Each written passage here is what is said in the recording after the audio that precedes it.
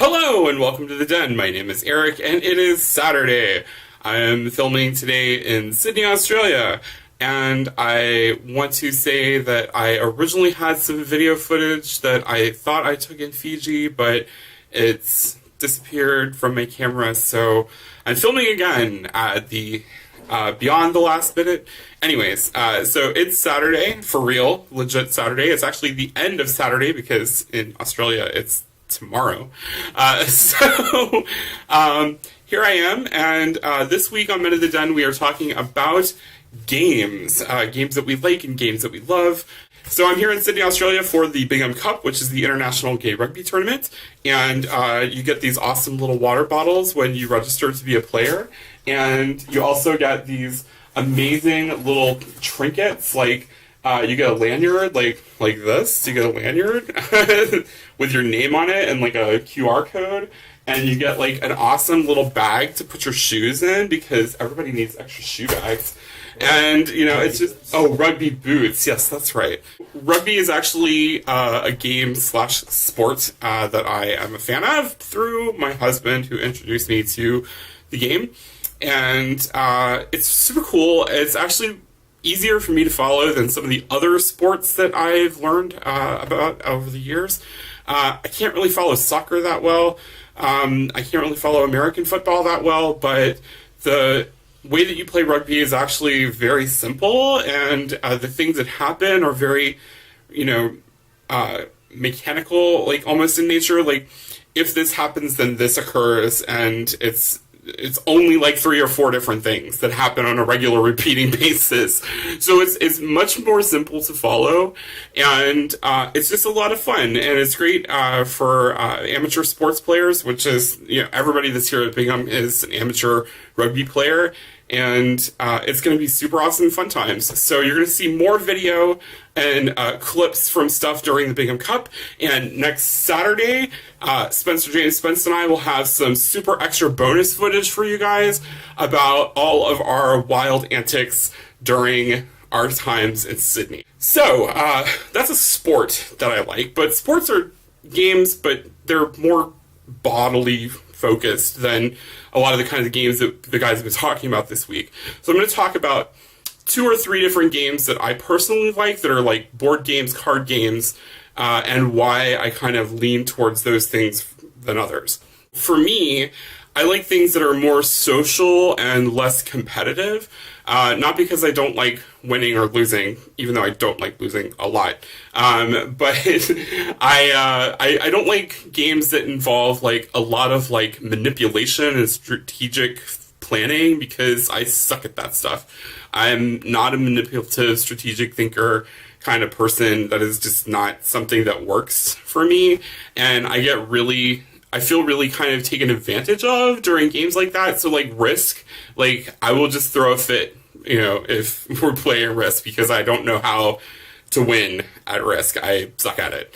I don't know how other people get to that point where they know how to dominate the world through Risk, but that is not me. That's not the kind of player I am. I prefer things that are a little bit more cooperative and moderately strategic, but not like megalomaniacal strategic.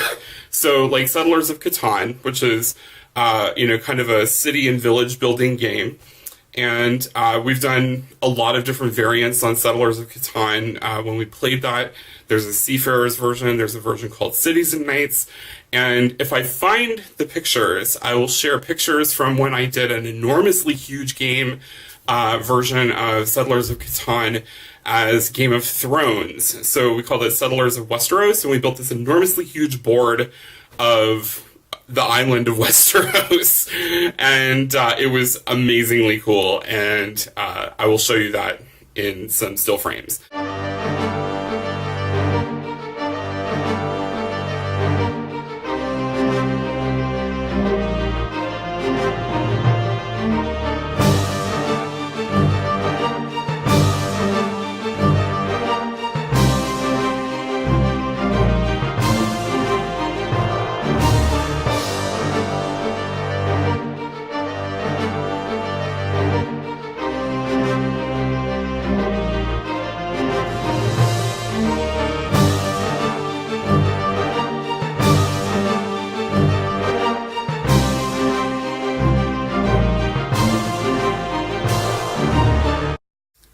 card games that I like, Cards Against Humanity is definitely one of them, mostly because it's about wordplay and being horrible. But I saw another very interesting variant of this kind of game in a coffee shop when we were in San Francisco. So in Cards Against Humanity, start there. In Cards Against Humanity, what you do is you have one player who plays a card that has like a question on it or a phrase with some empty spaces. And then all of the players have a handful of cards that have terrible things written on them, where you fill in the blank, basically. And then the person who selected the question card or the card with the blanks in it then gets to pick from everyone's answers, not knowing who played what. And then the person with the best or worst, most heinous answer wins the card, and then you play to a certain number of cards. I saw a variation on this called Slash, where everyone has in their hand a deck of characters from literature and pop culture. And just like in creating Slash fiction, you can take two characters and pair them up. So when it is your turn, you play one character from your hand, say Captain Janeway from Star Trek Voyager, and then everyone else around the table tries to play a card that they think is going to be the best pairing, one true pair, for that Slash fiction scenario, right? So obviously 7 of 9 would be like the primary like thing, but because this is a whole deck of potential options out of hundreds and hundreds of literary characters, it could be Sherlock Holmes or Leonardo da Vinci or any number of other characters from any number of other scenarios, and it could get really, really interesting. So I'm going to throw that out there, and hopefully I'll find a link to that game, and I'll put that link down in the crotch so you can go and find that. In terms of board games that I like, yes, Settlers of Catan is kind of a board game. You build this whole like world and you play on top of that world. But I think that also games that have a static board like Pandemic are also kind of interesting. Pandemic is also good because all of the players cooperate with each other in order to fight against the game. So that's one of those things where I feel more integrated into the gameplay than I would if people were playing to win against each other. So in Pandemic, you are scientists who are racing against the clock to try to stop the spread of infectious diseases. So it's a globe, and little diseases pop up across the globe, and there's like 4 or 5 different variations. There's like some kind of influenza, some kind of AIDS-like thing, and various other things, Ebola, cholera, who knows what. And over time, those things spread through lines of mass transit and proximity, and over time, that could destroy the world unless scientists work to stop it.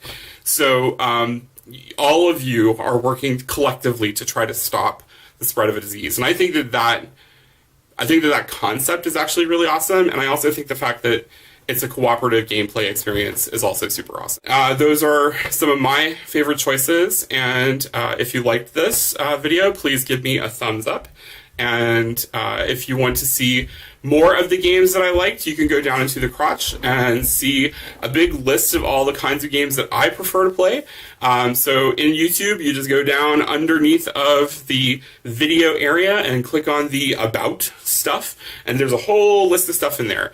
Also down in the crotch, you will see links to all of the Men of the Den channel stuff, so you can go find us on Facebook, Tumblr, Twitter, and Instagram. And you can also find my contact info for all the places where you can find me.